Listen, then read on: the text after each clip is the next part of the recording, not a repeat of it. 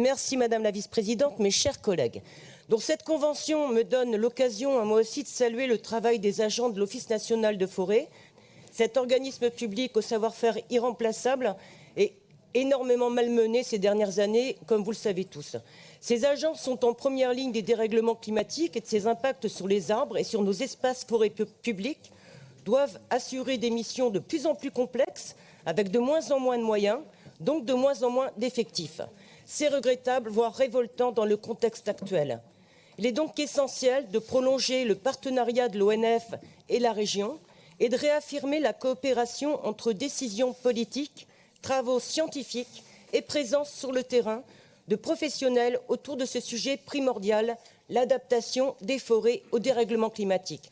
L'importance stratégique des forêts pour capter le carbone, protéger la biodiversité, atténuer les risques climatiques et préserver l'économie forestière justifie particulièrement ce travail collectif afin d'améliorer les connaissances et les transferts d'expérience entre les différents acteurs des forêts.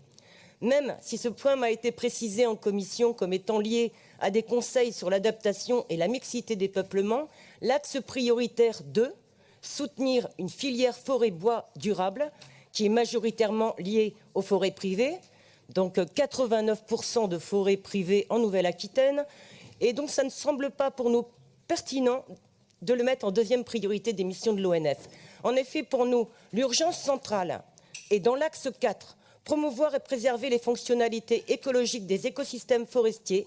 C'est par la préservation et la restauration de ces écosystèmes que nous aurons une chance de réduire la chute de la biodiversité, les risques naturels et les crises économiques.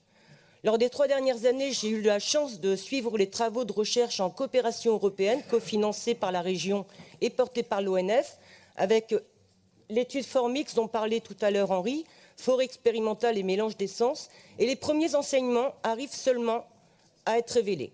Donc en considérant les délais entre besoins de recherche identifiés, début des recherches, résultats et préconisations, il serait justifié, j'étais en train de regarder le chrono, excusez-moi, il serait justifié de mener en parallèle des études complémentaires en mutualisant les données et les réflexions. Grâce à ce partenariat, un programme de recherche porté par l'ONF sur la biodiversité des sols forestiers, leur capacité à stocker le carbone et le taux de reprise des peuplements selon différentes pratiques sylvicoles pourraient être cofinancés par la région. Les contraintes budgétaires sont souvent avancées pour limiter les projets de recherche, tandis que les connaissances sur la biodiversité forestière et les interconnexions à préserver ne sont pas à la hauteur de l'importance de cet écosystème pour l'adaptation des règlements climatiques. L'avenir des forêts de Nouvelle-Aquitaine mérite pour nous de savoir concilier une politique de conservation de la biodiversité, une politique climatique et une politique de production de bois, dans une seule politique forestière régionale visant une cohérence globale. Actuellement, cette politique est divisée entre 4 directions et vice-présidences. Ce choix de l'exécutif va à contresens de la transversalité à accorder aux forêts pour leur résilience, en espérant que cela évoluera et que des moyens conséquents seront donnés pour cette politique. Nous voterons bien sûr pour cette convention en vous assurant de nos contributions et de l'attention portée sur les bilans transmis par le comité de suivi. Et je voudrais finir en rappelant à Henri notre discussion d'hier.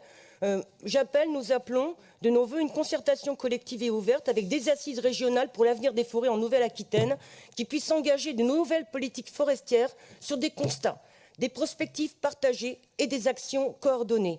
Je vous remercie de votre écoute et j'espère que j'aurai la réponse d'Henri sur cette demande d'assises.